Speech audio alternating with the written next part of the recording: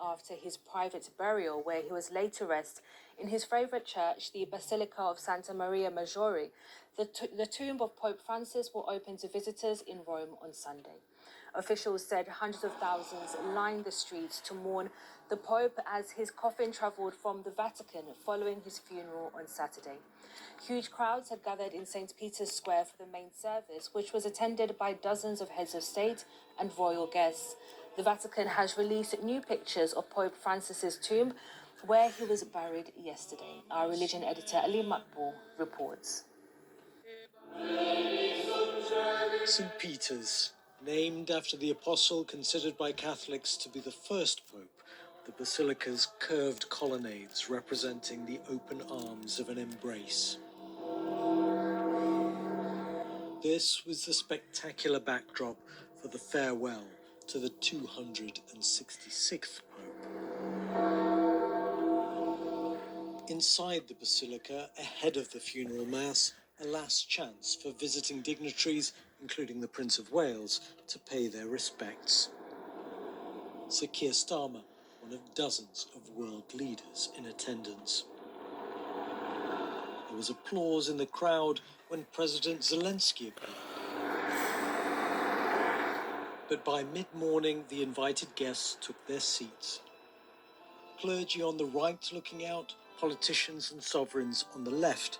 But other guests invited at Pope Francis' request included prison inmates, migrants and torture victims. On the streets around St. Peter's Square, 250,000 others waited. And then, to start proceedings, the body of Pope Francis was brought through the basilica. In the coffin with him, his mitre or papal hat, his pastoral staff or crozier, and a scroll, a written record of his life and pontificate.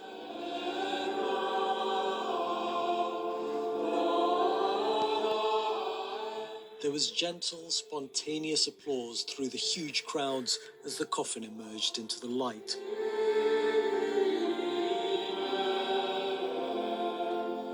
Its 14 pallbearers taking it to the front of this breathtaking arena.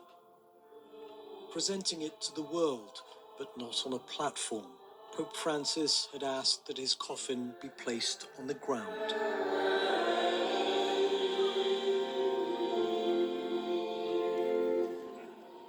Dominus poscit me, et nihil mihi derit.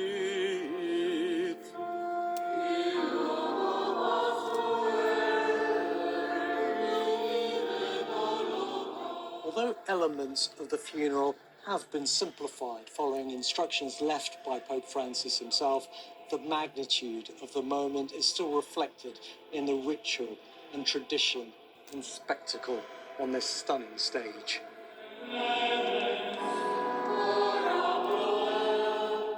It was 91-year-old Cardinal Giovanni Battista Re who presided over the Mass and delivered the homily, reflecting on the things Pope Francis cared about, his opposition to war, his passion for the environment, and for the dignity of migrants. He mentioned some notable papal trips.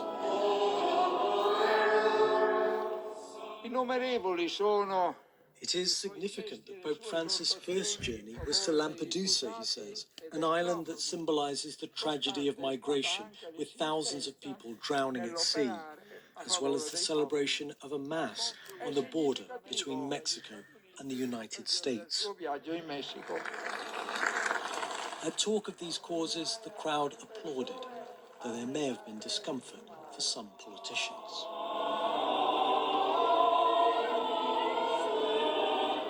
At the end of the Mass, there was a final blessing for Pope Francis. But he wasn't going to be buried at St. Peter's like other popes, but would instead be taken in a converted Pope-mobile to his favourite spot at a different basilica in the centre of Rome. More than 150,000 people lined the streets to say goodbye, a nod to the connection he had to the masses. At the Pope's destination, a group of people from homeless centres waited to welcome him. Et omnes qui vivit et credit in me. So too did the clergy who'd participate in the final part of today's ceremonies. Away from the gaze of the public, the late Pope was laid to rest in a tomb inscribed with just one word, the Latin version of his chosen name, Franciscus. That reports by religion editor Alim Makbul.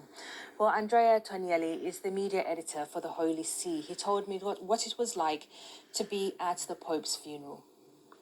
I think that the funeral was a simple and a beautiful ceremony.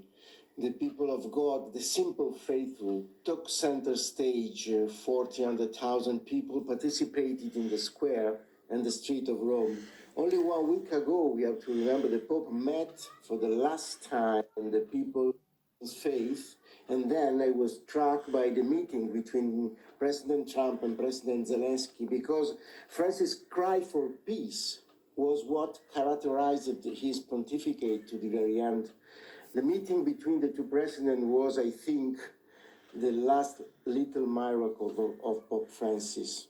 Indeed, it was a symbolic meeting. How would you describe the mood among officials at the Vatican about what comes next in terms of electing a new pope? I think that we have to wait, and we have to wait the meeting between cardinals. So it's impossible to speak about this now. But I want to underline the legacy of Pope Francis. I believe the most important legacy he leaves is the magisterium of everyone, his house. He has shown tenderness and closeness toward all. To them, this teaching of the Pope of Mercy very well during the last World War youth for the Church now. Yes, everyone is talking about his legacy in terms of spreading the message of mercy, and he was incredibly popular as well. Do you think that that's the natural direction for the church going forward now? It's impossible to say now because the church, but this process will start At 20 early there. Monday with the congregation to arrive all to discuss. 20 early there. Well, let's show you some pictures that have just come in from the Vatican. These are images showing the tomb of Pope Francis. So this is in the Basilica of the Santa Maria Maggiore Church, and this is what solemn, powerful funeral service that saw hundreds of thousands of people in attendance. So crucially today, members of the public will be able to visit the Basilica there and to pay their respects at the tomb of Pope Francis. Of course, engraved on the tomb is simply the name Francis in Latin. Of course, that was his papal name.